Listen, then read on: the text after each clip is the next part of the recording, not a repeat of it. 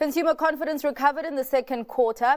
That's according to the FNB morale indicator. The index rebounded to -10 after the previous quarter's plunge to -20. Despite the improvement, the reading is still well below the CECCI average, signaling that consumers remain relatively pessimistic about the outlook for the economy and their household finances over the next 12 months. A breakdown shows that sentiment improved notably among high and middle income consumers, but not by much among low-income households. Still, FNB says the partial recovery following the sharp first quarter fall points to some resilience in consumer spending. Schroeder European Real Estate Investment Trust is mulling options to address its share discount. The company says its fundamentals are solid, but equity markets continue to disadvantage smaller listed vehicles, regardless of management quality or the suitability of strategies. And management's therefore looking at how to tackle that. Those comments accompanied Schroeder's half-year results. Net asset value declined by 3%, reflecting a reduction in capital values, particularly for its European offices. And dividends declared for the 6 months totaled 2.96 cents. Looking ahead, Schroeder's fund manager Jeff O'Dwyer says the group expects positive developments for the European commercial real estate sector as interest rates and inflation continue to decline. He's added that while improvements may be gradual for the rest of this year, strengthening conditions are expected to become more pronounced throughout 2026. Growthpoint raised its full-year earnings guidance for a second time. It now expects growth in distributable income per share of 2 to 3%. That's from March's forecast of 1 to 3%. Growthpoint says it's lifted the target due to an improved performance, strengthening property fundamentals in South Africa, including a continued outperformance by the V&A waterfront. It's also pointed to lower interest rates, partially offset by lower offshore income. Sirius Real Estate has grown its German portfolio. The owner and operator of business and industrial parks has acquired a light industrial property in Geilenkirchen. That's in a deal with nearly 13 million euros. It's close to the Belgian and Dutch borders and home to a key NATO airbase, which CEO Andrew Coombs says aligns with the Sirius's ambition of ensuring that his portfolio is well placed to benefit from an increased focus on defense investment, and particularly because of recent news that Germany's defense spending is now heading towards a new target of 5% of GDP.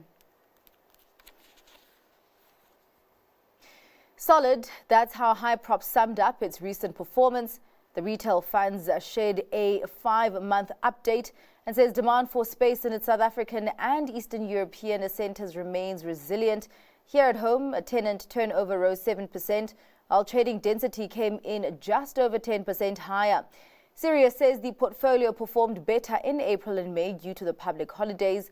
Tenant turnover in Eastern Europe increased by 3.5%, and trading density picked up despite a decline in foot count. Hyprops added that it's on track to achieve annual distributable income growth of 4 to 7%. Tangela Resources says it's had a challenging 6 months due to a slowing demand and volatile coal prices. Still, it's managed to deliver an uptick in production in South Africa, where export saleable production is expected to come in at 3% higher at about 6.4 million tons. That's mainly due to improved rail performance and incremental production at its underground operations. It has, however, faced headwinds in Australia and cited challenging geology, which triggered a near 24% drop in output.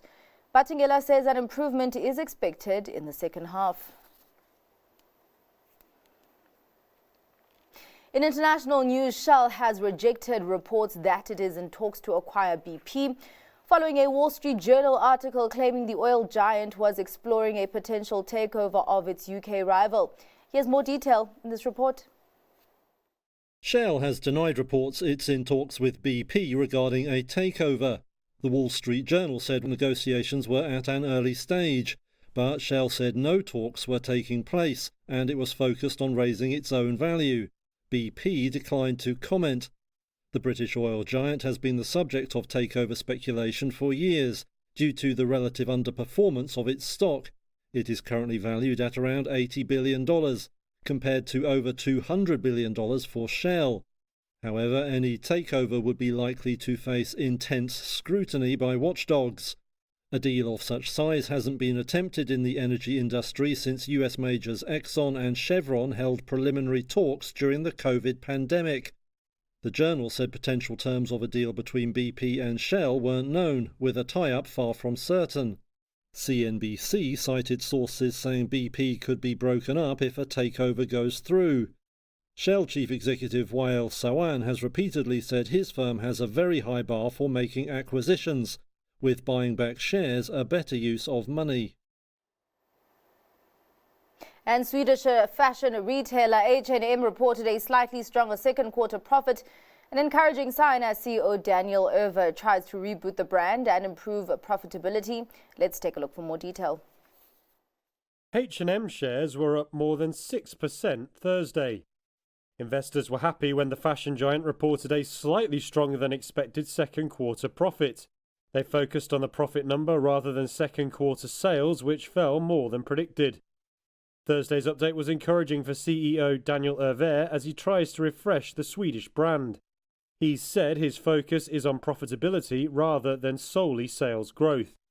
Sales hit $5.99 billion in the March to May period, down from a year ago and below analyst expectations. But profit reached more than $626 million above market projections. Zara owner Inditex also reported disappointing sales earlier this month. It's a sign consumers have pulled back from spending on clothes as US tariffs create risks for global economic growth. H&M further said it expected sales in June to rise 3%. That would be a big improvement after a 6% fall a year ago in the same period.